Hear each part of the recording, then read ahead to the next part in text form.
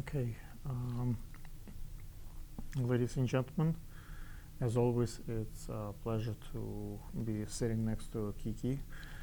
Kiki is a multi-dimensional, quite complex model to my understanding. So we done, if you saw recently, last year, the Halloween parade, and there was some pretty remarkable projects. So I hope that if you want to put maybe I'll do quick plug-in for designers. If you want to work with Kiki on next Halloween parade, it's time to get those things ready like in advance, because it takes time to make a Halloween costume and booking and all that stuff. But I think the media, like you probably can kind of help my point that it was so many photographers there, so many people. It's possible to, if you have a great design, great clothes, it's possible to get attention there. Yeah, it is, especially if it's on the right model, especially if it's the model that has a strong platform for herself, and she is great. He or she is great, because a model can be he or she. But yeah, true. For me per se, like I work with a lot of people who are willing to always work with me. I give them the great results into their designs. And actually, I sell the story of their design. So it makes people want to work with me even more, especially when they see my pictures on social media that I've posted on Instagram. Who's your favorite photographers? Who do you like best to work with?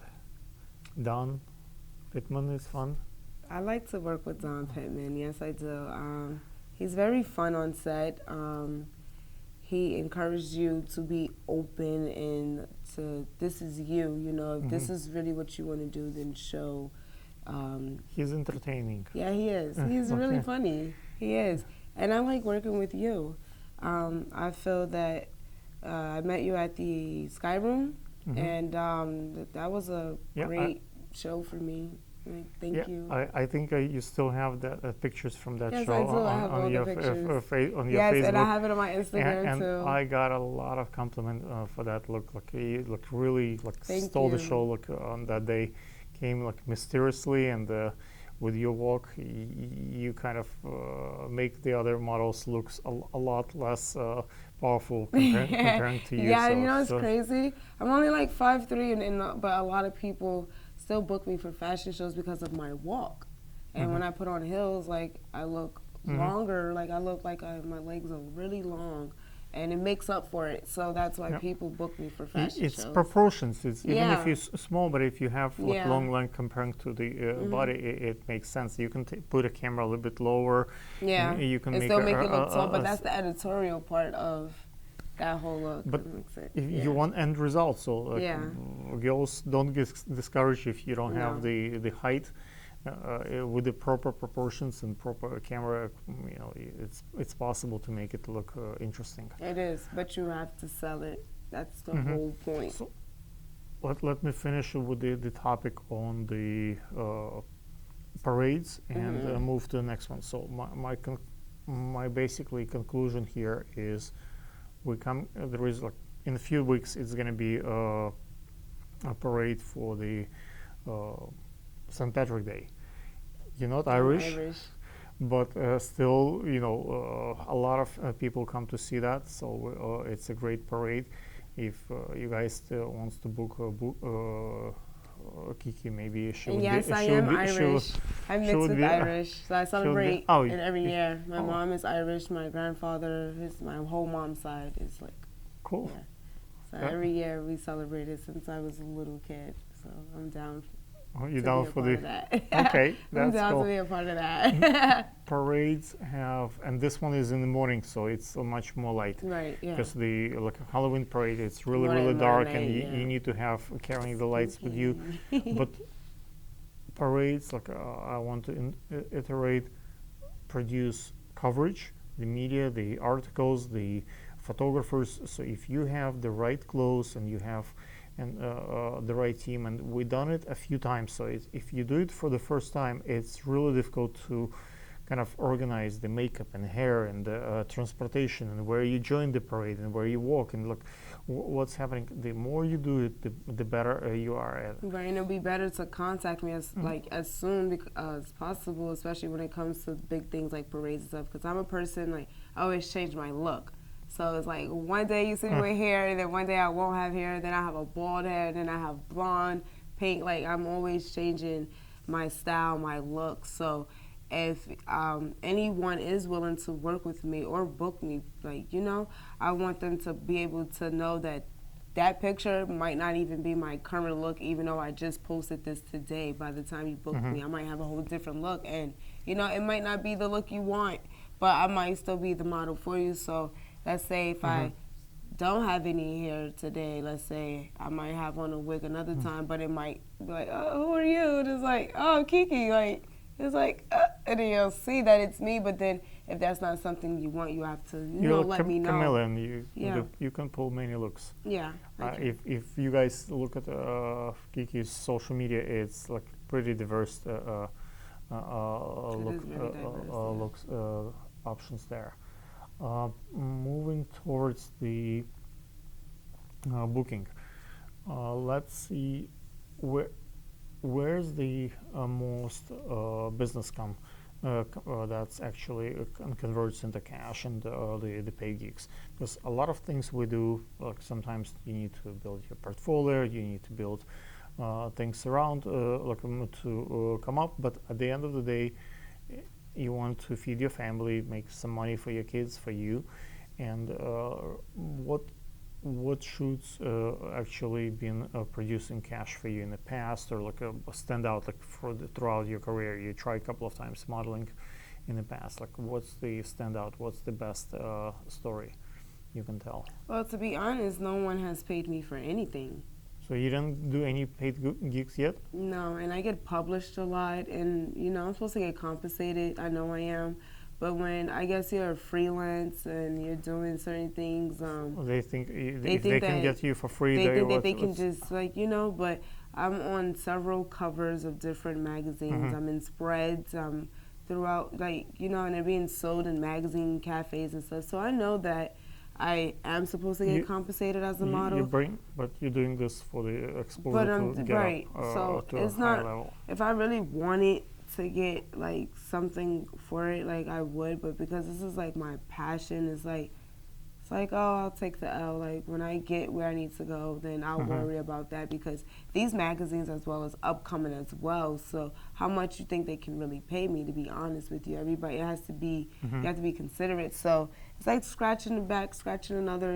So everyone's they upcoming. Put work, they printing and stuff, and you put in work as a model. So you look at this as a collaboration. Right. I see. But this year that won't be that. That was last year. This year I'm really into being booked and being paid and compensated, because my work is to die for. It's worth being paid for. So at this point in 2020, I do have a contract for me for being a freelance, because I'm not under an agency, and I just want to protect myself, because I do have children that I am raising. And they have to be able to benefit from something from this as well, because most of my time is into the modeling world. So I don't want to just be doing this just voluntarily, because that's not what it is. It's my passion, but I do want to get paid for my passion as well. How do you feel about the idea that I mentioned to you about museums? I think I have for the viewers, let me explain what we're talking about. So I have a pass maybe for 100 different museums in New York City, and I can bring, let's say, a model like Kiki, and I can do photography and video, and so it's at some point it's kind of, if it's commercial shoots, it's not legal, so it has to be done a very, very delicate way. If we're taking some nice pictures for social media, for Instagram, they will let it through.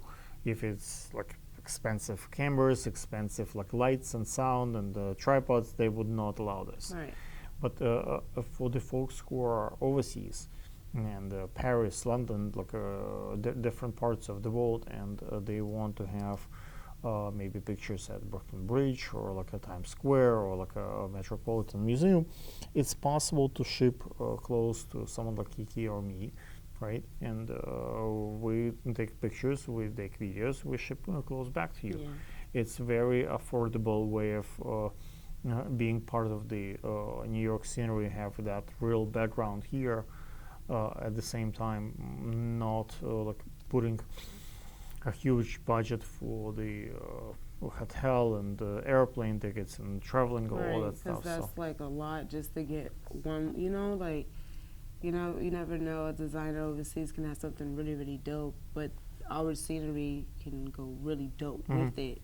So it's like if you're like, oh hey, there go Kiki. Let me book her. Let me send her and set it up because she says she has people and stuff. I see that she's always, yeah. You're gonna get your pictures and you're gonna get the result that you want. And booking a shoot and setting it up, and even if it's at the museum or outside or at the studio. and you have your still get team the and you have result. your Right. skill set, so you can do hair, Have you a can do strong makeup. team, right.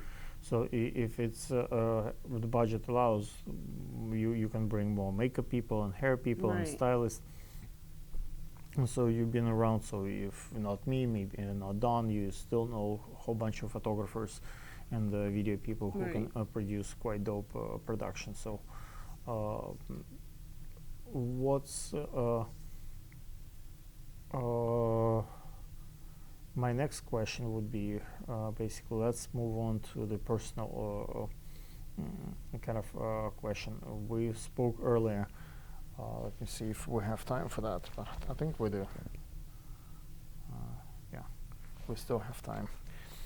So my question is, what is the dating idea with someone like you who is a model for the guys? So I want to look at this from the position for the guys, like what it takes in to hold on to a model, to someone beautiful like you, and what it takes from the model perspective, like as a fellow other models, like how do you position, like if you choose the career of model and do like those photo shoots and runway stuff, like what those girls should expect from relationships. I think that, like I was saying earlier, that Yeah, we didn't do it on camera, so this time we actually. Yeah, I know.